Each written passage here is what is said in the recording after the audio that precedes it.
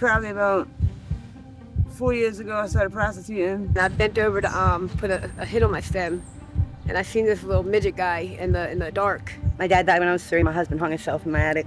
I really do want to get clean. In 8 days, I lost my Mercedes, my job, my kids. This is xylazine. It is now in Baltimore. This is what it's doing to our arms. It's staining our skin. I got kidnapped by a pimp when I was 17. His living room had clear painter's tarp on it, and I was butt naked running down the street. We're not out here having fun, I promise you that. It's not. It was fun years ago when we were smoking weed, dancing, drinking, having fun, but the fun stopped a long time ago. Baltimore, not Baltimore. We in Baltimore. Like a boss. Started probably about, I'm 42, so probably about 20 years ago, I started sniffing heroin. I got with a guy, ended up having a baby with him. My son is 15 years old now. So I was with him for 15 years. So it was mainly just doing heroin. Probably about 2019, my mom passed away and I started smoking crack. And probably about 4 years ago, I started prostituting.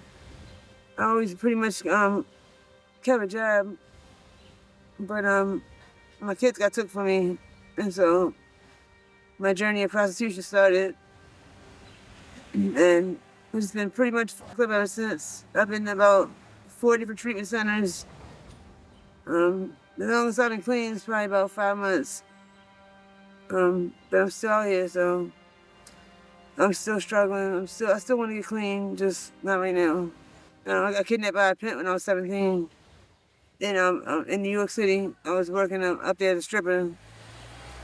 But I wasn't doing drugs then, but I was kind of introduced to him. I stayed with the pimp guy for about 3 years. My mother finally got me back.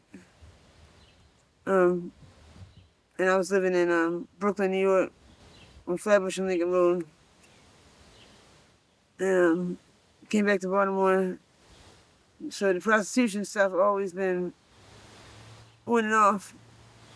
I really do want to get clean because I'm losing control of having my son starting to show me a lot of resentment. And I don't like that. I got a 20-year-old son that also worries about me.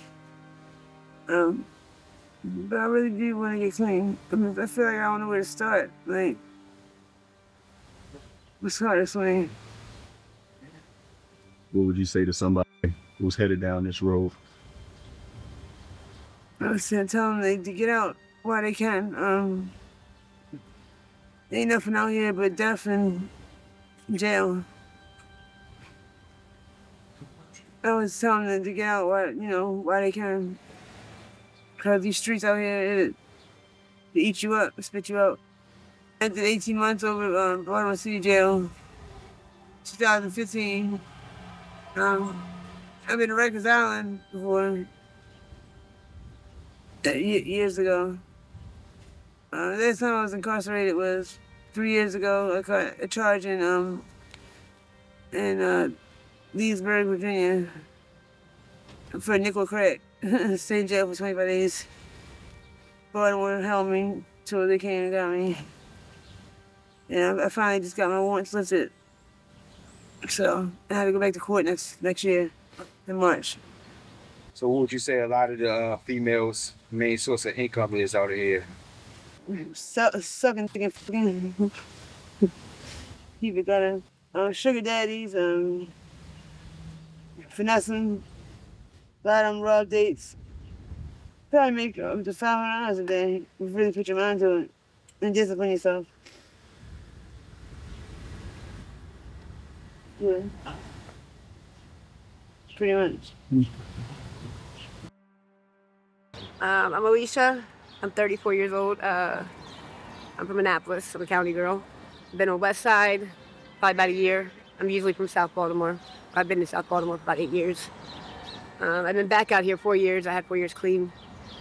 And then I came home and my son had taken charges. He was young, so he was 15. He took charges for a gang, ended up with 9 felonies. A bunch of shit happened. I didn't want him to die, so I started getting high. So I brought him out here with me, and I've been stuck ever since. I don't know, at 15 when I started getting high too. And it was easy at first. It was real easy. I've been tricking since I was 25. In 8 days, I lost my Mercedes, my job, my kids when I relapsed.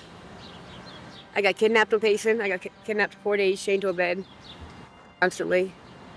I had a baby born addicted 5 years ago. He was dead when he was born. They brought him back though. He's 5 now. He's in good condition. I gave him up for adoption. My mom has him. I have 4 boys altogether. And when I lost them, I lost everything. That's kind of what made me give up, you know? My son, he's clean. He has every year clean now. I don't know. It's not worth it. This shit sucks every day. It's a Groundhog Day every day. Same shit, same people. You know,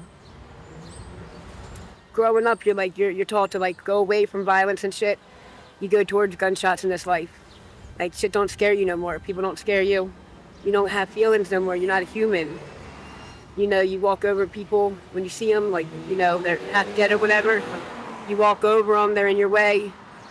Like all your morals go out the window. Who you are goes out the window. The pain you cause your family. You just become a demon. So when I got kidnapped, I'm not exactly sure. I think I was on Smallwood. I was in an alley. Last thing I remember was bending over. I was with some dude. I was smoking coke. And I bent over to put a hit on my stem. And I seen this little midget guy in the dark. And I was like, what the fuck are you looking at?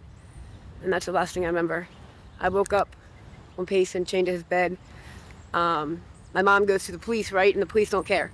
Police are like, she's a prostitute. She's got warrants. We're not gonna, they didn't do shit. So my mom was looking for me. I'll get into that in a minute. But finally, he let me take my second shower, and he left the door open. I was able to get out. And when I went through his living room had clear painter's tarp on it.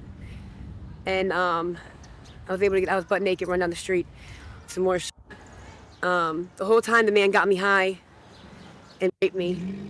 But I got out. 6 weeks later, that detective that didn't care, he called my mom because a girl's body got found in Carroll Park, wrapped up in the clear painter's tarp. He cared then, of course. But through me, my mom started, it's called The Missing of Baltimore City. It's got like 20,000 followers. So she's brought a lot of people home, a lot of girls home, a lot of kids home. So my mom's doing big things, which is pretty cool. So I get away from him, and then he finds me the next day, and we're on Monroe, and I had just copped, and he gets this girl to come up on me and beat the shit out of me. So the dealer was like, yo, get away from here. So I jump up and I run towards Wilkins, thinking, it's the main road. She ain't gonna come after me. She definitely did. She definitely came after me, beat my head into the ground, and there's definitely God, because at the same time, my best friend Veronica, she's dead now. Her and her sugar daddy, they pulled up and they were able to grab me and pull me in the truck. So I made it through them 4 days, and then I turned around and made it through the beating in the morning. And that was about 3 years ago. I'm jammed up, I'm sorry. Okay. What would it take for you to get off the street? I don't know.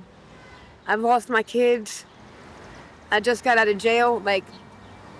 When I went to court on Friday. I only had a technical, but I had a warrant. I had a detainer in Howard. So they would let me go to rehab. Well, Howard County ended up coming to pick me up. And because I didn't go bed to bed, Queen Anne's put another warrant on me. So it's like having warrants, you never get clean because you can't do shit with your life, you feel me? But it's like, I don't know if I have a bottom at this point. I've lost my kids. I've done everything imaginable. All my friends are dead. I'm the only one left out of every single one of my friends. And so it's like, I'm here for a reason. I'm trying to figure out what that reason is, But I love getting high. I don't have a sad story. I grew up with a silver spoon in my mouth. I was rich as shit. My dad had his own electric company. I was given everything. Like, you know, $2,000, $3,000 wasn't shit growing up. And when my mom got divorced from my dad, you know, I had a heroin habit. Like, I did heroin right away. It was no oxys or pills or whatever. I was in love with a guy. He did dope. I did dope too. And, you know, once you have a heroin habit, you do anything to get it. And you do stupid shit that you don't even remember you do. I broke into a fucking snowball stand like 2 years ago. I didn't steal nothing. I broke in to eat snowballs. Like, and now I got felony charges because of that shit. But, I don't know. I don't know what brought me to West Side. It's dangerous as shit out here. Most people are scared out here. I feel at home out here. I went to Westminster when I got out of jail. But, you know, it's a county out there. And you know, there's no gunshots. There's no people trapping on the corner. There's no boys on their motorcycle. It's awkward to me being around that quietness, you know? I was from Pasadena, and then I moved to Carroll County when I was 13. My mom got me out there to get away from boyfriends, things like that. Miss America Beauty pageants, gifted and talented class. State lights, spelling bees, a lot of good stuff in my life. And my dad died when I was 3. My mom raised me, and she had a stroke at 37. Blood clot went to her brain. I had to bury her. And 6 months later, my husband hung himself in my attic. My daughter watched him do it 9 days for her 3rd birthday. 8 months pregnant, lost my baby. All at once, lost my business, my house. I started eating pain medicines and Xanax, things for psychiatric pills, and abuse them. The doctor cuts you off. And you start withdrawing, and you go to what other people go to, marijuana, cocaine, dope. Was about 26 years old before I did dope, and I got on it by a best friend that I used to try to keep clean. I come up here every day and get her dope and go home and take care of her kids, and eventually I was sick and she gave me a pill, and I would take care of everybody's kids in the neighborhood, do good, and eventually I started tricking on the streets, and prostitution began. Money was not there. Prostitution goes from $120 at a time down to $20 a day now. And they'll offer you anything they can. They'll take advantage of you. I've been put in a trunk, took to Florida, kidnapped, robbed, just whipped. A lot of girls out here, I wanted to change. I went to jail. I got pregnant and I wrote to jail and asked them for somewhere to go. They put me in the CAP program. I went to Mountain Manor from there, Gaudentia. And I just stayed with the program. I went to college, got an associate's degree, started in addictions counseling. I left my pharmacology class and got hit by a drunk driver and broke this hip right here. As you see, broken hip. I now walk with, I have one leg that's straight and one leg that's not, by John Hopkins Hospital. Chief Surgeon Orthopedics, this is for hip replacement later. They put me in a nursing home where I was being harassed sexually and given drugs. They were giving out Percocets in the hospital illegally. I got hooked back on medications again, and when you're released, you have nothing, so you go back to what? Dope. And back to the streets, you have nowhere to go.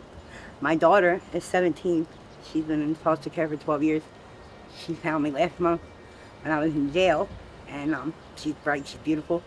She's the opposite. You get one or the other with this, the addiction to, they end up like us, and they're on the streets, or there's children that use, so 16 years old, I have seen 14-year-old girls out here tricking in Pennsylvania Avenue. My daughter is gifted in talented classes, fully paid ride at the University of Florida to be a marine wildlife biologist. She doesn't understand. She keeps telling me it's gonna kill me, and she ran away a month ago, and she doesn't want to get back to her foster mom. She wants to be with me, but she doesn't understand why I can't. I met up with her, and all I could do was tell her I had to go around the corner to smoke coke to deal with why all these things I did to her, and she's not enough. It's not her. It's not families. It's not people that we love. It's the shit we've done to people, the things that we are. This is what I look at, and this is what I gotta face my people when I go to Christmas dinner, Thanksgiving. These are here forever. Those don't go away. I can be me again. I can laugh at the table, but they're always gonna look. People will always judge, they'll think things, and we can't live with that. So even when we come home for a little bit, like my best friend's clean right now, and my daughter's congratulating her. I said, give her a month, she'll be back. And she's like, why would you say that? I say that because nobody ever makes it completely out. I had 5 years clean, and I'm back out here again, and I was running meetings, women's coalition groups, service positions, and this is where, as you see, this is where I live. This is where I live, literally. I sleep outside, if I sleep. I've been up about 4 days now. I don't eat much. I weigh about 26. Normally I'm like 180 and 60. I don't have any teeth. They're gone. And now as a result of the car accident as well. My nose has been broken several places. My jaw is broken. My collarbone, I fell on my face off the bus stop. I never went to the hospital for any of that. Finger is broken completely. That's from cleaning glass off somebody's porch, cracked stems and bottles that were on the old lady's porch I wiped off for her. The glass got stuck in my hand. These are most recent, this is xylazine. It is now in Baltimore. This is what it's doing to our arms. It's staining our skin. And you can scrub it, it doesn't come off. This is what they're putting in our cocaine and our dope. This is not a bad thing. I was on when I did this, and this is what it's doing to my arms. And this is 1 month of using. That is probably peeled back today, literally, and it's eating holes in our skin. That's with not missing, nothing bad. Helps me to have a hernia here and a hernia here. There's a hernia here and hernia here. This is from not eating and my stomach intestines rupturing. Too much weight loss too fast. Your body doesn't know how to handle it, I guess. The large intestine ruptures, and it comes to when you eat, then it would expand, and you see it sticks out like that.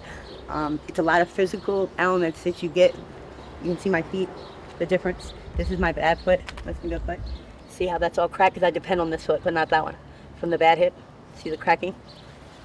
And I've been wearing tennis shoes up until maybe 2 days ago, and that's how bad they are. There's glass in this foot. You can see right there where the bubble was. I went to the hospital, they cut it out and sent me right back with nothing. So now it's a bubble that I've had to pop and keep wearing like this. These are the things that we do ourselves, and I'm supposed to go to rehab Monday, and I want to get clean more than anything, and I know that people are listening right now and they don't think that I'm serious, and you look at me and it's disgusting. I know it's disgusting, but when I leave, what am I going to do? I'm going to go get another fix and give more dope to not be in pain for all this, you get it? And then the emotional part is the cocaine. Then you got to do cigarettes and weed and liquor, and it just becomes a lot. And what do? You got to come out here and risk your life to hustle up money. I don't steal or boost. That's not my thing. So I prostitute for money. It's the lowest thing. I didn't even know prostitution was real when I came to Baltimore. I said, this ain't Las Vegas. This ain't Pretty Woman. Nobody has sex for money. It's for free, for love. What are you talking about? He said, girl, you that green? I knew nothing of it. I came from Carroll County, 750 people, Tonytown. Like when we moved out there, that was all I knew. And where would you see that? Where would you see prostitution in Carroll County? Where would you see a needle? My mom didn't know what crack was. So she brought me home on my vanity every night, roses from her crack stems. I know now. They had different colored roses. And she said, do you know what these are used for? I said, what? Crack cocaine. I said, yeah, Mom, I know. She was green. Glenburnie High School cheerleading captain. Like my dad was in a band, rock and roll band, Hammerjack. She worked at. My family did not. Nobody does drugs. Like, they're all out in Carroll County and have businesses and family, and I am the black sheep of the family, but yet nobody was there when I was going down, when everybody was dying. Show the love out here, show what's going on. This, at least, you know what I mean, show people what the fuck they don't see. People ride by and look, but do you stop and ask what their story is, where's their kid? I got a daughter that cries every night. She's a cutter.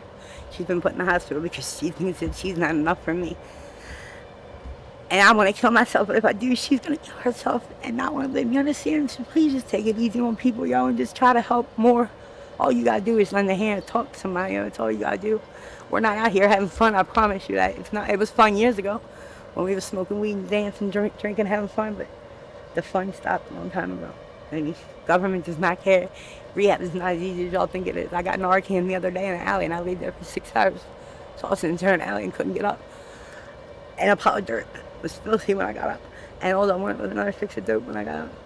Because it wiped everything out of me. And I said, this is what I would go through if I wanted to get clean, because I'm going to call the ambulance and go to rehab that night. I said, well, it's all out of me because they wipe your receptors clean. But I was tossing and turning, ready to go to the bathroom myself. I was laying on the ground. I couldn't control my back or my body, and that's what Narcan is. So it's not as easy as y'all think it is. It's really not. I know a guy that's been to rehab 6 days this week, and he left every time. So just try to share with people, yo, what y'all doing. Gotta do what you gotta do and try to share it with people, yo. Shit's fucked up out here. Thanks, guys.